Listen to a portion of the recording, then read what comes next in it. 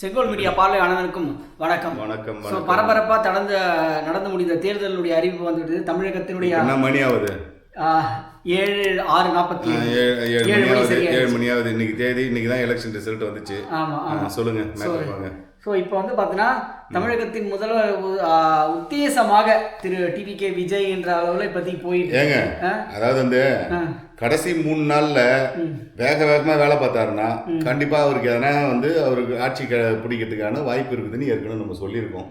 எல்லாத்த விட ஃபர்ஸ்ட் என்னைக்கு எலெக்ஷன் ஒன்று டிக்ளேர் பண்ணாங்களோ அன்னைக்கே சொன்னது தொங்கு சட்டமன்றம். ஆமா, நம்மளுடைய சேனல்லையே தமிழகத்துல முதலையாக உலகத்திலே முதல் சொன்னோம். மார்ச் 20ஆம் தேதியே நம்ம வீடியோ அப்லோட் பண்ணியிருக்கோம். தமிழகத்துல தொங்கு சட்டமன்றம் தான் அமையும் என்று மார்ச் 20ஆம் தேதி அப்லோட் பண்ணியிருக்க வீடியோவை இந்த வீடியோனுடைய டிஸ்கிரிப்ஷன்லையும் கொடுக்குறோம். நீங்க போயிட்டு மறக்காத பாருங்க. நீங்க அந்த வீடியோ கிளிப்பே எடுத்து போடுங்க. நம்ம கரெக்டா சொல்லியிருக்கோம் தொங்கு சட்டமன்றம்னு அந்த வீடியோ கிளிப் போடுங்க. ஒண்ணு. ஆமா. ரெண்டாவது மாநகராட்சிகளை ஃபுல்லா டிவிக்கு அடிச்சு அன்னைக்கே நம்ம சொன்னோம். ஆமா, தயவு செய்து சென்னையில ஒழுங்கா யாரும் நிக்காதீங்க, பெரிய பெரிய தலைவர்கள் நிக்காதீங்க, எங்கேயாவது வெளியில போய் நில்லுங்க. பெரிய ஏமாற்றத்துக்கு இது பண்ணுவீங்க, தோத்து போயிருங்கன்னு சொன்ன கேட்கல. கடைசியில சிஎம்ஏ தோத்து போனாரு. இதுவும் மார்ச் 20ஆம் தேதி வீடியோல அந்த கிளிப்பையும் எடுத்து போடுங்க. அந்த வீடியோனுடைய லிங்க்கும் டிஸ்கிரிப்ஷன்ல கொடுக்குறோம், மறக்காம பாருங்க. ஆச்சா. மூணாவது வந்து கடைசி 3 நாள் வந்து, அதாவது 24 மணி நேரம் போதுமானது ஒரு அரசியல் கட்சிக்கு எதையும் செய்யறதுக்கு. ஆனா கடைசி 3 நாள் இருக்கும்போது நம்ம வந்து ஒரு ஐடியா கொடுத்தோம். குழந்தைங்கள்ட்டெல்லாம் சொல்லி கொஞ்சம் வந்து போட சொல்லி இது பண்ணுங்கன்னு. என்னை நிறைய பேர் கேட்டாங்க, என்னங்க டிவி கேட்க ஐடியாலாம் கொடுக்குறீங்க அப்படின்னு. கடைசியில் அது நடந்துச்சு. 3 நாள்ல மீடியாக்கள் எல்லாமே டிவிக்கே மட்டுமே இப்போ ப்ரொஜெக்ட் பண்ணிட்டு இருந்தாங்க. அதுக்கு அதையும் நம்ம சொன்னோம், ஞாபகம் இருக்கா? கடைசி 3 நாள் அந்த கிளிப்பையும் எடுத்து போடுங்க. கடைசி 3 நாள் மீடியா ஃபுல்லா டிவி கேக்கு மாறும் பாருங்கன்னு சொன்னோம். சொன்ன மாதிரியே மாறிச்சா? Right, okay. இப்ப மேட்ருக்கு வாங்க. இப்ப என்னன்னா, யார் ஆட்சி அமைக்க போறது? யார்? டிவிகே தான் ஆட்சி அமைக்கும். அதாவது 2 ஆப்ஷனுங்க. 2 ஆப்ஷன்ல ஒரு முதல் ஆப்ஷன் டிவிகே ஆட்சி அமைக்கும். பல நேரங்கள்ல தான் சொல்றத தானே கேட்க மாட்டாங்க. ஏன்னா அதெல்லாம் வந்து அந்த ராசி சொல்லுவாங்க பாருங்க, கடகராசி. தான் சொல்றத தானே கேட்காத குரூப் இந்த கடகராசி குரூப். அவரு கடகராசி, தான் சொல்றது தானே கேட்க மாட்டாரு. அவரு ஒருவேளை ஒழுங்கா நம்ம செய்யணும், எல்லாத்தையும் ஒழுங்கா பண்ண முடிவு பண்ணால், ஒழுங்கா ஏடிஎம்கே கூட சேர்ந்து ஒழுங்கா ஆட்சி வச்சு, நான் வந்து என்னுடைய ஓட் பேங்க் இவ்வளோ இருக்கு, என்கிட்ட வந்து நான் 107 சீட்டுக்கு நான் ஜெயிச்சிருக்கேன், நீ ஒரு 45 சீட்டு ஜெயிச்சிருக்க, ரைட், ஓகே. நான் ஒரு 3 வருஷம் நான் வந்து ஆட்சி பண்றேன், நீ ஒரு 2 வருஷம் ஆட்சி பண்ணிக்கோ. கூட்ட 10 சீட்டு தானே இப்ப தேவைப்படுகிறது. 10லேருந்து 12 நீங்க அப்படியெல்லாம் வந்து 12 சீட்டுகளுக்காக ஆட்சியில பங்கு கேட்டா எப்படி நாங்க டிவிகே உடைய ஒத்துக்குவாங்களா? நான் சொல்றேன் பாருங்க, இதெல்லாம் வந்து ரோட்டு கடையில வந்து 1/2 போடு, 1/3 போடு, 1/4 போடு, பாக்கெட்டை தட்டி தட்டி பார்த்து 1/6 போடு எல்லாம் சொல்லின்னு இருக்கலாம் டீல. இதையெல்லாம் ஒரு பெரிய ஒரு ஆர்எஸ் ஹோட்டல்ல போய் சொல்லக்கூடாது. பெரிய பெரிய ஹோட்டலுங்கள்ல போய் 1/2 போடுன்னா அவ்வளவுதான், தெத்தி விட்டுருவான். அதெல்லாம் பெரிய கட்சியில போய் எனக்கு 10 சீட்டு மட்டும் கடன் கொடுங்கன்னு கேட்க முடியுமா? என்ன நான் காங்கிரஸ் உடைய ஆதரவா உங்களுடைய தந்தையார் காங்கிரஸ் அடிச்சு தூக்கிட்டாங்க. மொத்த சீட்டு அவங்களுக்கு கொடுத்த சீட்டு எல்லாம் ஜெயிச்சிட்டாங்க. அவங்க 5 சீட்டு ஜெயிச்சாங்க. 5 சீட்டு இருந்தா போதுமா? அவருக்கு எவ்வளவு வேணும்? அவருக்கு 107 அவருக்கு ஒரு இடம் எக்ஸ்ட்ரா இடம், அந்த 106 ஆக மொத்தம் எவ்வளவு? அதுல 12 சீட்டு இன்னும் தேவை. அப்படியே தட்டு பிச்சை எடுக்க சொல்லுங்க. ஐயா சாமி, ஒருத்தர வா சாமி, வா சாமின்னு ஆளாளுக்கு 100 கோடி கொடுக்குறேன், உனக்கு 200 கோடி கொடுக்குறேன், உனக்கு 50 கோடி கொடுக்குறேன்னு ஆட்சியில பங்கு கேட்டா கொடுத்துருவாங்க. ஆட்சிக்கு ஏங்க, ஆட்சியில பங்கு கொடுக்குறீங்களே கொடுக்கல, அது வேற விஷயம். ஆனால் ஆதரவு கொடுங்கன்னு சொல்லி கேட்க சொல்லுங்க. அப்படி வரீங்க ஒண்ணு. அப்படி இல்லையா, நீங்க சொன்ன மாதிரி ஒண்ணு ஒண்ணா இப்ப வந்து 2 பேருமே பேசிட்டாங்க. யாரு? பிரைம் மினிஸ்டரும் பேசிட்டாரு, இவரும் பேசிட்டாரு, யாரு நம்ம ராகுலும் பேசிட்டாரு. எங்க இந்த மாதிரி வந்து வாழ்த்துக்கள் சொல்லிட்டாங்க. ஸோ எல்லாருமே வந்து ஃபேவரா இருக்கு. அதே மாதிரி பல இடங்கள்ல அந்த அந்தம்மா மம்தாவை போட்டு அடிச்சு துவச்சு காலி பண்ணிட்டாங்க. 200 சீட்டு அடிச்சு தட்டு வந்துட்டாங்க. அசாம்ல அடிச்சு தூக்கிட்டாங்க. எல்லா இதுலயும் அடிச்சு தூக்கிட்டு வந்துட்டாங்க. ஸோ வந்து அவங்க ஒரு நல்ல மனநிலையில இருக்கிறாங்க. ஸோ இந்த மனநிலையை பயன்படுத்தி எப்பவுமே பாருங்க, இவர் சொல்லி இருக்கிறது எல்லாத்தையுமே வந்து செயல்படுத்த முடியுமா அப்படின்னா அது ஒன்றும் சாதாரண விஷயம் கிடையாது. மத்திய அரசாங்கத்துடைய முழு ஆதரவு தான் மட்டும்தான். சென்னையில இருந்து கன்னியாகுமரி வரலும் ஓசியில எல்லாருக்கும் பஸ் வரும்னு சொல்லி இருக்கிறாரு. ஆமா, வந்து உங்களுக்கு வந்து இது கிடைச்சதுன்னா உங்களுக்கு யாரெல்லாம் வந்து டிகிரி ஹோல்டரோ அவனுக்குலாம் 3000 காசு தரான்னு இருக்காரு. டிப்ளமோ ஹோல்டர்ஸுக்கு 2000 காசு தரேன்னு இருக்காரு மாசம். பெண்களுக்கு 2500 சொல்லியிருக்கிறாரு. அப்புறம் மாமச்சேரு, மச்சாஞ்சேரு, எதிர்வீட்டுக்காரஞ்சேரு, சித்தப்பஞ்சேரு, பெரியப்பஞ்சேருன்னு அவர் பாட வாயில வந்ததெல்லாம் அடிச்சு விட்டுருக்காரு. ஜெயிக்கிறதுக்காக ஏதோ ஒன்னா சொல்லிடலாம். இப்ப ஜெயிச்ச பிறகுதான் இருக்குது கச்சேரியே. அது இல்லாம 10 லட்சம் கோடி கடன் வேற இருக்குது. ஆமா, ஏற்கனவே கடன் இருக்குது. ஏதோ சீமான் மாதிரி ஆடு வளர்த்து மாடு வளர்த்து பால் வளர்த்து பெருக்கி அதை பண்ணி ஊருக்கெல்லாம் உலகத்தெல்லாம் இங்க இருந்து ஏற்றுமதி பண்ணி எல்லாத்தையும் பண்ணோம்னா இதுல இருந்து காசு வரும்னா பரவாயில்ல. இதுக்கெல்லாம் ஒரு பெரிய பிளான் வேணும். சென்ட்ரல் கவர்மெண்டோட சப்போர்ட் வேணும். நான் தமிழகத்து இந்த இவர் சொன்னார் ஒருத்தருக்கு கோணமாயிரு, அவர் மாதிரியே வச்சுக்கின்னு நான் அதை பண்ணிடுவேன் இதை பண்ணிடுவேன்னா தோத்து போய் இதை உட்காந்துக்கிறாரு. அதான் உட்காந்துருக்கணும். அடுத்தது கோணமாயரோட மனம் ஆரம்பிச்சிருவாரு. வாக்குறுதிகள் நிறைவேற்றலைன்னா இதுதான் மீண்டும் அது யாராக இருந்தாலும் நடைபெறும் இல்லையா? ஆமா, வாக்குறுதி மட்டும் இந்த தடவை ஒழுங்கா கொடுத்த வாக்குறுதி நிறைவேற்றலன்னா கடன் சுமைகளும் இன்க்ரீஸ் ஆகக்கூடாது. ஆமா, இப்ப ஏங்க ஆட்சிக்கு வரணுங்கிற ஒரு காரணத்துக்காக நீங்க பாட்ட வாயில வந்ததெல்லாம் அடிச்சு தட்டிங்க. எப்படி செய்வீங்க? என்ன இன்கம் சோர்ஸ் இருக்கு? சோர்ஸ் ஆஃப் இன்கம் கவர்மெண்ட்டுடைய வருமானத்தை என்ன இருக்கு சொல்லுங்க. தமிழ்நாட்டில் என்ன இருக்கு? திட்டமிடணும். இருக்கிற வளங்களை திட்டமிடுற அளவுக்கு அவருடைய துறை சார்ந்த அதிகாரிகள். என்ன வளம் இருக்கு? என்ன வளம் இருக்கு? என்ன பெட்ரோல் எடுக்கிறீங்களா? பெட்ரோல் எடுத்துக்கிறீங்களா? தமிழ்நாட்டில் வளங்களை ஆராய்ச்சி செய்ய வேண்டிய, வளங்களை மேம்படுத்த வேண்டியது அவங்களுடைய வேலை. இப்ப எப்ப முன்னாடியே செஞ்சிருந்துருக்கணும். இப்பதான் வழிக்க வரீங்க. எப்ப செய்ய வேண்டிய வேலைய முதல்ல எவன் நல்லவன் எவன் கெட்டவன், எவன் நல்ல அதிகாரி எவன் கெட்ட அதிகாரி, எவன் வேலை பார்ப்பான் எவன் வேலை பார்க்க மாட்டான், யாரு கூட இருக்கிறவன் நல்லவன் எவன் கூட இருக்கிறவன் கெட்டவன், எவன்லாம் ஏற்கனவே கட் அவுட்டுக்கு பால் ஊத்துனவன்லாம் இப்ப நமக்கு பால் ஊத்துறதுக்கு ரெடியா உட்காந்துக்கிறான். சினிமா தேட்டர்ல எவன்லாம் விசில் விட்டானோ அவன்லாம் வெளியில வந்து விசில் விடுவான். என்னென்ன நல்லது கெட்டதெல்லாம் புரிஞ்சுக்கிறதுக்கே இவருக்கு 6 மாசம் ஆகும். இவ்வளோ பிரச்சனை இருக்குது. ஏற்கனவே ஃபுல் ஸ்விங்ல வந்திருந்தா பரவாயில்ல. தொங்கு சட்டமன்றம் இது ஏற்கனவே வந்து சொந்தமா சட்டையை வாங்கி கார் உள்ள வச்சு கீழ்ச்சிக்கின்னு வெளியில வந்தவருக்கு மு.க. ஸ்டாலின். இப்ப ஏற்கனவே இப்பவே ஒரு ஆர்டர் கொடுத்துருப்பாரு. ஒரு 200 சட்டை டெய்லிக்கு ஒரு சட்டையை கீழ்ச்சி. நான் சட்டமன்றத்துல இதை கேட்டேன், சட்டையை கீழ்ச்சி விட்டானுங்கன்னு டெய்லி சட்டையை கீழ்ச்சின்னு வருவாரு. என்ன ஒண்ணு, கடவுளுடைய நல்ல ஒரு புரோஜனம், அவரு ஜெயிக்கல, அவங்க பையனுக்கு சட்டை வாங்கி கொடுத்து டெய்லிக்கும் சட்டை கீழ்ச்சினோடா அப்படின்னு சொல்லி அனுப்புவாரு. எதுக்கு சொல்றேன்னா, இந்த மாதிரி ஒரு டஃபஸ்டான தேர்தலும் கிடையாது, இந்த மாதிரியான ஒரு டஃபஸ்டான சுச்சுவேஷனும் கிடையாது. மக்கள் வந்து இந்த மனநிலையில இருக்கிறாங்கன்னா இதே மனநிலையில இருக்க மாட்டாங்க. ஒரு காலத்துல ரஜினிகாந்த் வந்து நின்னாலே ஓட்டு போடுவாங்க. இன்னைக்கு அப்படி கிடையாது. ரஜினிகாந்த் வந்து நின்னா பரவாயில்லங்க, நின்று இருக்கட்டுங்கன்னு போயின்னு இருக்கிறாங்க. விஜய்க்கு வந்திருக்கக்கூடிய இந்த நிலைமை நாளைக்கு எப்படியும் மாறும். சொன்னதை செஞ்சா மட்டும்தான் தப்பிக்க முடியும். சொன்னதை செய்யாம இந்த இதெல்லாம் பம்மாத்து வேலையெல்லாம் பார்த்தா வேலைக்கு ஆகாது. வாயில வடை சுட்டா அவர் இன்னைக்கு அதை சார்ந்து சிந்திக்கணும். அதை சார்ந்த ஒரு போஸ்ட் கூட வந்து டெம்பரவரி போஸ்ட் போடக்கூடாது, பர்மனன்ட் போஸ்ட் போடணும். ஒவ்வொரு துறையிலையுமே குறைந்தபட்சம் 20,000 இருந்து 30,000 போஸ்ட் காலி இருக்குது. பர்மனன்ட் போஸ்ட், டெம்பரவரி போஸ்ட் கிடையாது. எல்லாம் நாம்ஸ் பிரகாரம், ஸ்டாண்டிங் ஆர்டர்ஸ், ரூல்ஸ், நாம்ஸ், கோடு, ஆக்ட் எல்லாம் பர்ஃபெக்டா இருக்குது. இத்தனையும் பண்ணி முடிக்கணும். இன்கம் சோர்ஸ் காமிக்கணும். சோர்ஸ் ஆஃப் இன்கம் இருந்தா தானே இது எல்லாத்தையும் நிர்வாகம் சரி வர செய்ய. எங்க இருந்து சோர்ஸ் எடுப்பாரு? அதுக்கு சரியா திட்டம் வேணும்.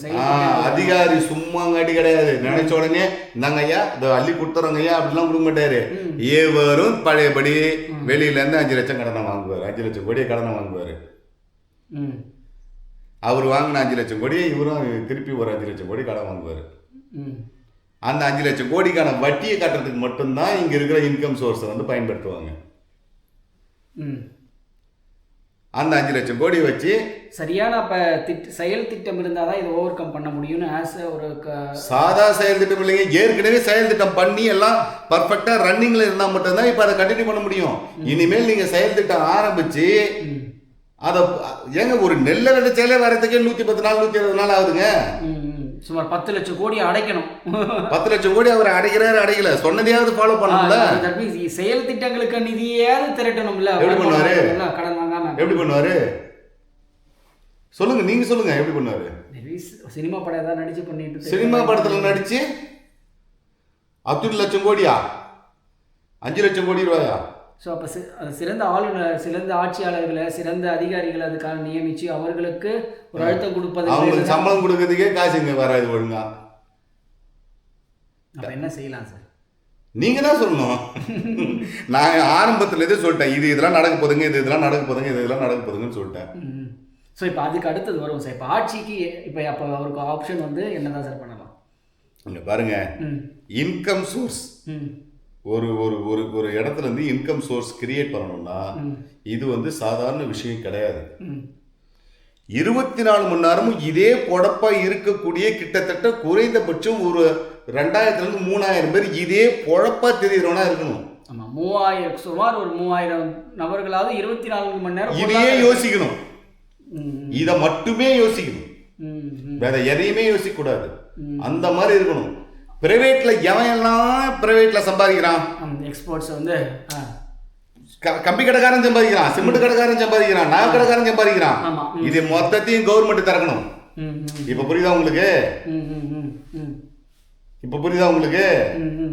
எதையெல்லாம் ஒரு தெருவில் இறங்கி ஒரு பஜார்ல இறங்கி நடக்கணும். இந்த கடைசியில இருந்து அந்த கடைசி வரலும் ஒரு நோட்டை வச்சுக்கினேன், எந்த கடையெல்லாம் இன்கம் சோர்ஸ் அதிகமா இருக்குது இத்தனையும் கவர்மெண்ட் நடத்தணும். அடித்தட்டு மக்களுடைய வாழ்வாதாரம் இதனால பாதிக்கப்படாதா?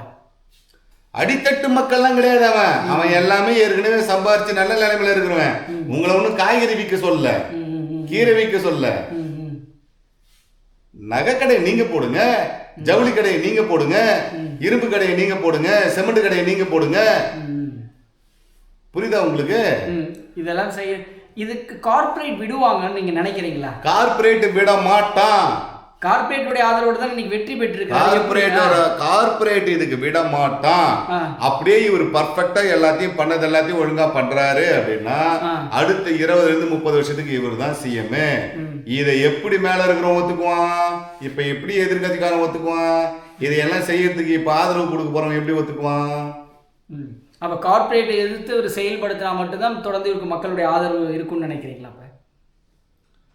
கார்ப்பரேட்டை எதிர்த்து செய்யவே முடியாதுங்க. கார்ப்பரேட் இவரே சொல்லுவாரு, கார்ப்பரேட் கிரிமினல்னு சொல்லுவாரு. கார்ப்பரேட்ங்கிறவன் எல்லாத்த விட பெரிய ஆளு. he is a king maker. of course they make he is a king. அவங்க தான் ஆல்ரெடி இப்ப அவங்க தான் மேக் பண்ணிருக்காங்க. ஆமா, அவங்க தான். நான் அதை வச்சு தான் நீங்க சொன்னேன். கடைசி 3 நாள் பாருங்க எல்லா மீடியாவும் இவரை பேசுன்னு சொன்னேன்ல. நான் கூட நேத்து கூட உங்க கையில சொல்லியிருந்தேன் இல்லையா, there is a big corporate play is happening behind the scenes. அதேதான் பின்னாடி நான் சொல்லியிருந்தேன். ஆமா, சோ இன்னைக்கு வந்து இப்ப அதான் behind the screen இதுக்கு முன்னாடி வரப்போகுது. முன்னாடி வந்து என்ன பண்ண போகுது? டேய் ஒன்னி இந்த இடத்துல உட்கார வச்ச நீ எனக்கு எதிராக ஆப்போசிட் வேணுங்கிற அப்படின்னு ஆரம்பிப்பாங்க. அவங்க எப்படி ஆரம்பிப்பாங்கன்னா கிரியேட் பண்ணுவாங்க, ப்ராப்ளத்தை கிரியேட் பண்ணுவாங்க, நரேட்டிவ் செட்டப் பண்ணுவாங்க. கடைசி ஒரு no no no no they will create some more problem day to day.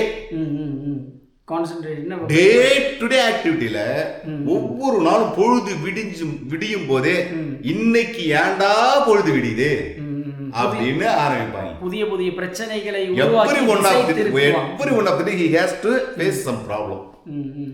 ஏன்டா நீ பொழுது விடியுது? இது எல்லாத்தையும் கார்பரேட் அவனுக்கு எதிராக நீங்க சின்னதா ஒரு குச்சி எடுத்து ஆட்டினீங்கன்னா வணிகர் சங்கம் ஆரம்பிச்சிருவான் வேலையை. வணிகர் சங்கம் ஆரம்பிச்சு டெய்லிக்கும் ஒரு பிரச்சனையை கிரியேட் பண்ணுவான். அந்த பிரச்சனையை ஃபேஸ் பண்றதுக்கே உங்களுக்கு பொழுது போயிடும். என்ன பண்ணலாம்? மிகப்பெரிய புத்திசாலிகள் தேவைப்படும். இவர் இந்த வேலைகளை கரெக்டா செய்யணும்னா எனக்கும் தெரியும் சார், சிறந்த அறிவாளிகள் மட்டும்தான். மிகப்பெரிய புத்திசாலிகள், அறிவாளிகளால இங்க வேலையே நடக்காது. புத்திசாலிகள், மிகப்பெரிய புத்திசாலிகள் தேவைப்படும். அவங்கள வச்சு மட்டும்தான் இவரால் இவர் சொன்னதை நிறைவேற்ற முடியும், இல்லைன்னா நிறைவேற்றவே முடியாது. நிச்சயமா அவங்களால. இது அதாவது இதுவரையிலும் இந்திய வரலாற்றில் நடக்காத ஒரு விஷயம் இன்னைக்கு தமிழ்நாட்டில் நடந்துச்சு. எம்ஜிஆர் பீரியட்ல மட்டும்தான் நடந்துச்சு, அதுக்கப்புறம் இவர் பீரியடு. சரிங்களா? அதுவும் இவ்வளவு அளவுக்குலாம் அப்ப கிடையாது. எம்ஜிஆர்லாம் ரொம்ப காலம் காங்கிரஸ்ல இருந்து திகால இருந்து அதுக்கப்புறம் திமுகவுக்கு வந்தவர்.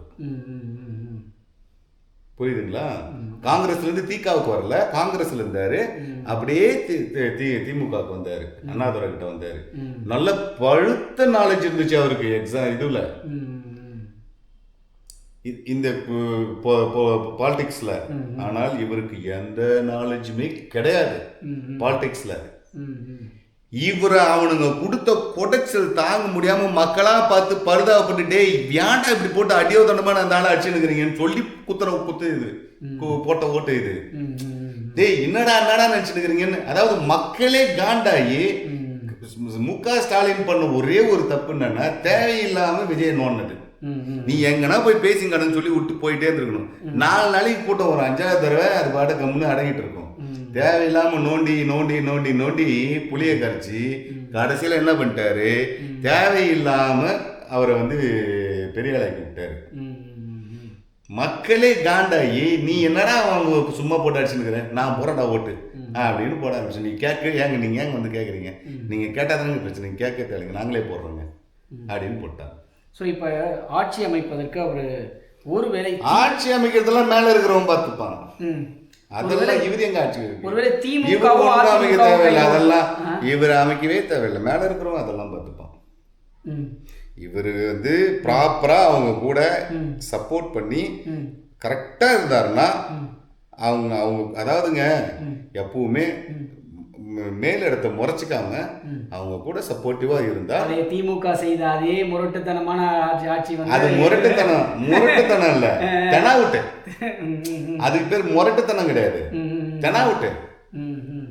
தெனாவுட்டு அதெல்லாம், அது முரட்டுத்தனமே கிடையாது. கொள்கை எதிரின்னு சொல்லிட்டு எப்படி சார் போயிட்டு அவங்களுடைய உத்தரவுகளுக்கு அடிபடிச்சு போவார் இன்னைக்கு? கொள்கை எதிரின்னா அவங்க கொள்கை கிட்ட அவர் போறாரு, இவர் ஏடிஎம்கே கூட தானே இருக்க போறாரு. அப்ப ஆப்ஷன் அவருக்கு ஏடிஎம்கே தான் சொல்றீங்க, அதுதான் சரின்னு சொல்றீங்க. ஏடிஎம்கே தான் கரெக்டான ஆப்ஷன். இல்லைன்னா 3 மாசம் கூட ஆட்சி நிக்காது. ஆமா, விசிகா வந்தாலும் எல்லாமே பிரிச்சுன்னு போயிட்டாங்கன்னு வச்சுக்கீங்களேன், திருப்பி 3 மாசம் கூட ஆட்சி நிக்காது, தொங்கல் ஆயிடும். அதுக்கப்புறம் விசிகா எல்லாம் இவங்க கூட சேர்த்துக்கணும், இன்னும் இருக்கிற கட்சிகள்லாம் கூட சேர்த்துனாங்கன்னா அவங்க பஞ்சாயத்தே பெரிய பஞ்சாயத்தா இருக்கும். இங்க வெட்டினா அங்க குத்தனா, அதை பண்ணா இதை பண்ணா, பிரியாணி கடையாச்சா, இந்த கடையாச்சா, அந்த கடையாச்சான்னு டெய்லி பஞ்சாயத்து மேல பஞ்சாயத்து தான். அந்த இந்த சின்ன சின்ன கட்சிகள்லாம் வச்சுருந்தா சரி பஞ்சாயத்து தான். ஸோ ஒரே ஒரு பெஸ்ட் ஆப்ஷன் அதிமுக கூட போகிறது மட்டும்தான் இப்போதைக்கு அவருக்கு. ஆமாம், ஒருவேளை திமுகவும் அதிமுகவும் ஒன்று சேர்ந்தா என்ன சார்? அதை தான் சொல்ல வந்தேன் இப்போ நான். அதான் 2வது ஆப்ஷன் ஒன்று சொன்னேன். ஆமா, அதுதான் அதான் சொல்ல வந்தேன். இந்த ஆப்ஷன் என்னன்னா, இந்த ஒரு டைம் இந்த மக்களுக்கு நல்ல ஒரு கவர்மெண்ட்டை கொடுத்து, ஆட்சியை கொடுத்து, தமிழ்நாட்டில் எல்லா வளங்களும் இருக்குதுங்கிறத காமிச்சு கொடுத்து எல்லாத்தையும் பண்ணிட்டால் மக்கள் அவ்வளவுதான். இன்னும் 20 வருஷம் 30 வருஷம் வேற மாதிரி வருவானுங்க. இந்த மாதிரி மக்களை சிந்திக்க விடக்கூடாது, விட்டோம்னா நம்ம நிலைமை சுத்தமா கந்தலாயிரும் சொல்லி கார்பரேட் யோசிப்பான். ஆமா, இல்ல விஜய் பண்ண விட மாட்டாங்கல்ல அந்த அளவுக்கு. கார்ப்பரேட் இந்நேரம் யோசிச்சிருப்பான். ஓகே, ஓ இவர் ஒருவேளை நன்மைகள் செஞ்சிட்டாருன்னா கார்ப்பரேட் போய் யோசிச்சிருப்பான். ஏன்னா எப்படி இருந்தாலும் நம்ம மேல தான் கை வைக்க போறான், நம்ம செய்யற எல்லா தொழிலையும் எடுத்து செய்து இன்கம் சோர்ஸ் இன்க்ரீஸ் பண்ண போறோம். சோர்ஸ் ஆஃப் இன்கம் பண்ணா கவர்மெண்ட் பிசினஸ் பண்ணாங்கல்ல. அவனுக்கு கார்ப்பரேட் யோசிச்சு என்ன பண்ணுவான், தாய் கழகம், செய் கழகம், நாய் கழகம், அந்த கழகம், இந்த கழகம், நாய்க்குட்டி கழகம், என்னென்ன கழகம் இருக்குதோ உலகத்துல எல்லா கழகத்தையும் மொத்தமா பேசி என்ன பண்ணுவான்னா, ஏங்க 2 பேரும் திமுகவுல இருந்து வந்ததானுங்க அதிமுக. ஆமா, தாய் கழகம்னு சொல்லிட்டு அதனால நீங்க என்ன பண்றீங்க, 2 பேரும் சேருங்க, நீங்க ஒரு 2.5 வருஷம் நீங்க ஆட்சி எடுங்க, நீங்க ஒரு 2.5 வருஷம் வச்சுக்கோங்க. அந்த மாதிரி பேச்சுவார்த்தை நடக்கிறதுக்கு வாய்ப்பு இருக்குன்னு நினைக்கிறீங்களா? 100% வாய்ப்பு இருக்குது. ஏன்னா நம்மளால பத்தி நமக்கு தெரியுமே, ஒரு தடவை முடிவு பண்ணிட்டா என் பேச்ச நானே கேட்க மாட்டேன், ஆமா அதுபடிலாம் விஜய் அவர்கள் சொன்னார். அவர் ஏற்கனவே சொன்னவர் தானே. ஆமா அது அந்த கூட்டமே ஒரு மாதிரியான ஆட்கள் இல்ல. தான் சொல்றத தான் ஒரு தடவை சொல்லிட்டா அதை இது பண்ண மாட்டாங்க இல்லையா. இவரெல்லாம் போய் நிக்க மாட்டாரு. அப்ப என்ன ஆகுனா ஏடிஎம்கேவும் திமுகவும் 2 பேரும் சேர்ந்து இதுவும் உலக அளவுல நடக்காத ஒரு விஷயம் நடக்கும். அதுக்கும் வாய்ப்பு இருக்குது அப்ப. ஆமா, ஏன்னா ஏற்கனவே திமுகவில் இருக்கிற முக்காவாசி பேர் பவர்ல இருக்கிற முக்காவாசி பேர் யாருன்னா அதிமுகல இருந்து போனவங்க தான். ஆமா ஆமா ஆமா உண்மைதான். அதனால அது பண்ணுவாங்க. எப்படியா இருந்தாலும் வந்து விஜய் வந்து அந்த ஒரு இது எக்ஸ்ட்ரா ஜெயிச்சாரு, அதை ரிசைன் பண்ணுவாரு. ரிசைன் பண்ண உடனே அதுல போய் இவர் என்ன பண்ணுவாரு, ஸ்டாலின் வந்து அதை நிப்பாரு.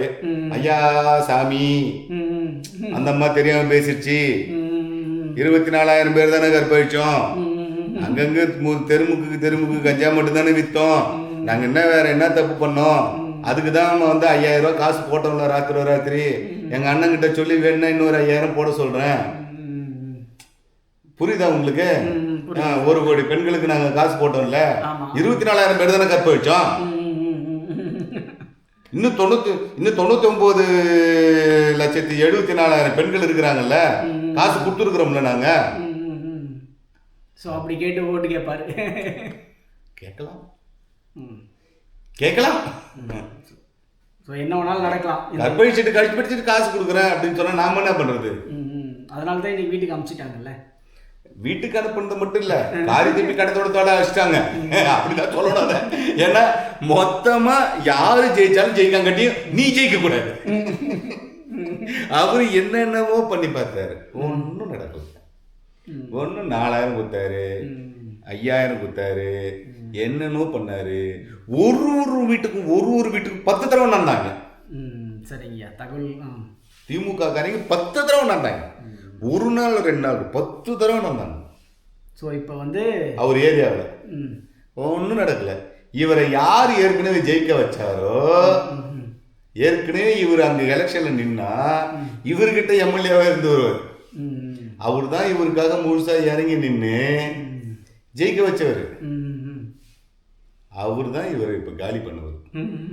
அவர் ஜெயிச்சிட்டாரு, இவரை காலி பண்ணிட்டாரு. தாவைக்கால அவர் ஜெயிச்சிட்டாரு, இவரை காலி பண்ணிட்டாரு. பாபு அவர்கள் வந்து திமுகவுல இருந்து போனவர் தான்ன்றது எல்லாருக்குமே தெரியும். ஆமா, எதுக்குன்னா உண்மையிலே சொல்றேன், நிஜமா சொல்றேன், இதுக்கப்புறம் அரசியலில் இருந்து மு.க. ஸ்டாலின் அவர்கள் வந்து ஒழுங்கா எனக்கு ஏஜ் ஆயிடுச்சு, என்ன அரசியல் இல்லை, என்னுடைய பையன் கண்டினியூ பண்ணுவார்னு ஒதுங்கிறது கௌரவம். இதுக்கு மேலே ஒதுங்கலைன்னா ரொம்ப அசிங்கப்பட்டு ஒதுங்க வேண்டியிருக்கும். ஏன்னா மக்கள் முன்ன மாதிரி இல்லை. விஜய் சொன்னதெல்லாம் செய்யாங்காட்டியும் அதே நாளைக்கு விஜய்க்கு நடக்கும். மக்களுக்கு தெரியும் வேற எப்படி வேலையை வாங்கணும்னு, எப்படி ஒருத்தர்கிட்ட நீங்க வந்து வேலையை வாங்கணும் அப்படிங்கிறது மக்களுக்கு தெளிவா தெரியும். மக்கள்லாம் முன்ன மாதிரி கிடையாதுங்க. நீங்க எந்திரிச்சு போய் ஒரே ஒரு கிளாஸ் தண்ணி இந்த தெருவில் யாருக்கிட்டே வாங்கி குடிச்சிட்டு வந்துருங்களா பார்க்கலாம். ஒரு சின்ன வேலை செஞ்சாலும் அதுக்கு 1008 நோட்டங்களை சொல்றாங்க. ஒரு வேலை செய்ப்பா, அதுக்கு 1008 யோசிக்கிறான். நம்ம இதை செய்யணுமா, நம்ம சொல்ற மாதிரி அவரு செய்ய சொல்லு, நம்ம நினைக்கிற மாதிரி அவங்க செய்யட்டும். அவனுடைய கெப்பாசிட்டி கம்மி தான், ஆனாலும் அவன் உங்களை வேலை வாங்குவான். புரியுதா உங்களுக்கு? தண்ணி கேட்டு பாருங்க, கொடுத்தாங்களா கேட்டு பாருங்க, கொடுக்க மாட்டாங்க. எல்லாம் மாமியார் எப்படி வந்து விஷம் வச்சு கொடுத்து, மருமவை எப்படி வந்து மாப்பிள்ளைய ஆளை வச்சு அடிக்கிறா, எல்லாம் இந்த சீரியலை பார்த்து எப்படி இருக்கிறாங்க தெரியுமா? இப்போ உங்களுக்கு விஜய் கிட்ட இருந்து எப்படி அவர் சொன்னது எல்லாத்தையும் வாங்கணுங்கிறது நம்ம மக்களுக்கு நல்லா தெரியும். அது மட்டும் இல்லை, கொடுத்த காசை வாயை திறக்காம வாங்கிக்கினாங்க. நான் கேட்டேன், ஏன்னா என்னென்னா போஸ்ட் போடல, என்னென்னா ரிசல்ட்னு எங்கள் அண்ணங்கிட்ட கேட்டேன். அவர் அங்கே வந்து அவர் கிழக்கு செயலர். அவர் சொல்கிறாரு, தம்பி நிஜமாக சொல்கிறேன்டா, எலெக்ஷன் முடிஞ்சிட்டு வெளியில் வரும்போது ஜஸ்ட்டு எங்களுக்கு ஓட்டு போட்டிருந்தா எங்களை பார்த்துட்டு ஜஸ்ட் ஒரு சிரிப்பாகவும் சிரிப்பாங்கடா.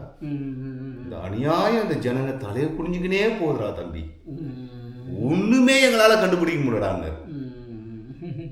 அவ்வளோ அளவுக்கு டேலண்ட் ஆகிட்டாங்க மக்கள். அதனால விஜய் கிட்ட இருந்து எப்படி எல்லாம் தெரியும், எல்லாம் கரெக்டாக வாங்கிடுவாங்க. ஏன்னா ஏற்கனவே வாங்கிட்டு நல்ல தெளிவாக வாங்கிட்டு யாருக்கு எங்கே குத்துறமோ குத்திட்டு வந்துட்டாங்கல்ல. எவ்வளோ காசு இப்போ பறந்துச்சு தெரியுமா? எல்லா மீடியாவும் காசு போச்சு. எல்லாருமே பேக்கேஜ் சார், பேக்கேஜ், பெரிய பெரிய பேக்கேஜ், அதெல்லாம் சீல பேக்கேஜ், பெரிய பெரிய பாக்ஸ். அதனால இந்த பழைய கதை இன்னுமே இப்போ பழையபடி போய் உக்காந்துன்னு கிராமத்தில் போய் உட்காந்துன்னு நான் வந்து கிராம சபை போடுறேன் அது இதுன்னு இந்த மொக்கையா ஒரு ஐடியா போட்டு கொடுப்பாரு. அவங்க மாப்பிள்ளை ஒருத்தருக்கிறாரு, அந்த மொக்கையா ஒரு ஐடியா போட்டு கொடுப்பாரு. பழையபடி நம்ம போய் கூட்டு வந்துடலாம், அந்த இவரை யார் ஒரு கிஷோரு கூட்டு வந்துடலாம், கூட்டு வந்து நம்ம ஸ்ட்ராட்டஜிலாம் பண்ணிக்கின்னு எப்படியாவது அடுத்தது ஆட்சி பிடிச்சிடலான்னு ஒன்றையும் பிடிக்க முடியாது. இப்போ எல்லாமே வேறு, விஷயமே வேற. இப்பயே இப்படி இருக்குன்னா இன்னும் 5 வருஷத்துக்கு அப்புறம் எப்படி இருக்கு பாருங்க. நாளையிலேருந்தே வேலை பார்க்க ஆரம்பிக்கணும், பார்த்தா தான் 5 வருஷத்துக்கு அப்புறம் ஜெயிக்க முடியும்.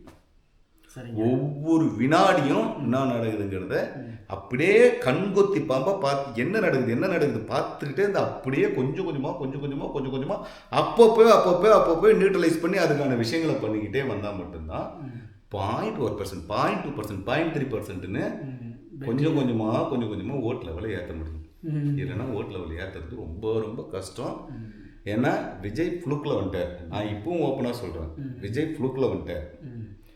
ஆனால் அடுத்த முறை விஜய் வந்து வர முடியாது. அவர் சொன்னது எல்லாத்தையும் பண்ணி ஆகணும். பண்ணலைன்னா மக்கள் அவரை பண்ண வைப்பாங்க. அதுக்கு எவ்வளவு விமர்சனம் வரப்போகுதுன்னு பாருங்க. நம்ம இங்கே இதே இடத்துல உட்காந்து பேச தான் போகிறோம், இந்த விஷயத்தை திரும்ப திரும்ப டெய்லிக்கும் சொல்ல தான் போகிறோம். பாருங்க என்னென்ன நடக்குதுன்னு பாருங்க. ஆனால் இந்த தொங்கு சட்டமன்றம் 100% தொங்கு சட்டமன்றம் தான். ஏற்கனவே நம்ம சொன்னது தான், தொங்கு சட்டமன்றம் தான். 2026 தேர்தல் தொங்கு சட்டமன்றம். மார்ச் 20 நம்ம வீடியோ போட்டிருந்தோம். மீண்டும் பார்வையாளர்களுக்கு ஒரு முறை தகவலுக்கு நன்றி சார். ஸோ பார்வையாளர்களுக்கு மீண்டும் ஒரு முறை நினைவுபடுத்த கடமைப்பட்டிருக்கின்றோம். மார்ச் 20 அன்றே நாங்கள் பதிவேற்றிருக்க வீடியோவில் வந்து பார்த்தீங்கன்னா தமிழகத்தில் குறிப்பாக சென்னை மாநகராட்சி முழுவதும் டிவிகே அடித்து நொறுக்கும், டிவிகே தான் வெற்றி பெறும், பெரிய தலைவர்கள் யாருமே அங்கே நிற்கிறாதீங்கன்னு ஒரு அறிவிப்போடு நம்ம சொல்லியிருந்தோம். அந்த வீடியோ யாராவது பார்த்தாங்களா இல்லையான்னு தெரியல. எப்படி நீங்கள் பார்க்காம இருந்தீங்கன்னா இந்த டிஸ்கிரிப்ஷனில் கொடுக்குற மறக்காமல் பாருங்கள். அது மட்டும் இல்லை, ஸோ டிவிகேவுடைய ஆட்சி இன்னைக்கு பெரும்பான்மையை நோக்கி இருக்கின்றது. தொங்கு சட்டமன்றம் தான் அமையும். அப்படி இல்லை என்றால் கவர்னருடைய ஆட்சின்ற ஒரு வீடியோவும் நம்ம வந்து மார்ச் 20 அன்னைக்கு அப்லோட் பண்ணியிருந்தோம். அந்த வீடியோவும் நம்மளுடைய சேனலில் இருக்கும், நீங்கள் மறக்காமல் பாருங்கள். வீடியோவும் டிஸ்கிரிப்ஷன் லிங்க்லையும் கொடுக்குறோம். இதுபோல் நம்மளுடைய அனைத்தும் யூகித்து நம்ம அனலைஸ் பண்ணி சொன்ன செந்தில்நாதன் அனலைஸ் பண்ணி சொன்ன அனைவருமே இன்றைக்கி வந்து நிறைய விஷயங்கள் இன்றைக்கி நடந்திருக்கின்றன. ஸோ அது மட்டும் இல்லை, இப்போ விஜயின் மூடு 2 சவால்கள் இருக்கின்றது. ஒன்று வந்து பார்த்தீங்கன்னா அதிமுகவுடன் ஒன்றிணைந்து ஸோ மத்திய அரசாங்கத்தினுடைய ஆதரவோடு தொடர்ந்து ஆட்சியை மேற்கொள்வாராம், அல்லது என்னது அல்லது திராவிட மாடல் அரசு போன்று ஒரு மத்திய அரசாங்க எதிர்ப்பு மனோபாவத்தோட ஆட்சியை தொடருவாரா, யாருடன் கூட்டணி வைப்பார் என்பது வந்து மிகப்பெரிய ஒரு கேள்வியாக இருக்கின்றது. எந்த வகையில் பார்த்தாலும் அதிமுகவுடன் அவர் வந்து ஒரு சுமூகமான உறவுக்கு போவது மட்டும்தான் ஒரு நல்லது ஒரு ஆட்சியை எதிர்காலத்தில் அது வந்து ஏற்படுத்தும். அடுத்த 5 ஆண்டு காலம் நல்ல முறையில் ஆட்சி அமைக்கணும்னா அது அதிமுகவுடன் உருவாகின கூட்டணியாக மட்டும்தான் இருக்கும் என்பதை இந்த இடத்துல நம்ம ஒன்று மட்டும் ஞாபகம் வச்சுக்கணுங்க. என்னன்னா பனி பெஞ்சு ஏரி ரொம்ப, அது மழை பெஞ்சாதான் ஏரி ரொம்ப. சில்லறையா இருக்கிற ஆளுங்களை வச்சுக்கிட்டு அவரு வந்து ஆட்சியெல்லாம் நடத்த முடியாது. ஒன்று. 2வது, நொய் அரிசி கொதி தாங்காது.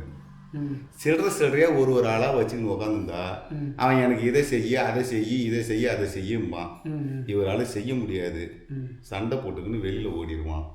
அவனை சரி பண்ணி கூட்டு வரதுக்கே இவருக்கு போயிடும்.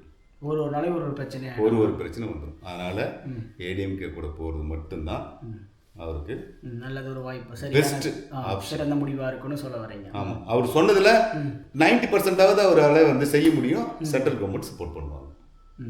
ஸோ தொடர்ந்து பொறுத்திருந்து பார்ப்போம்.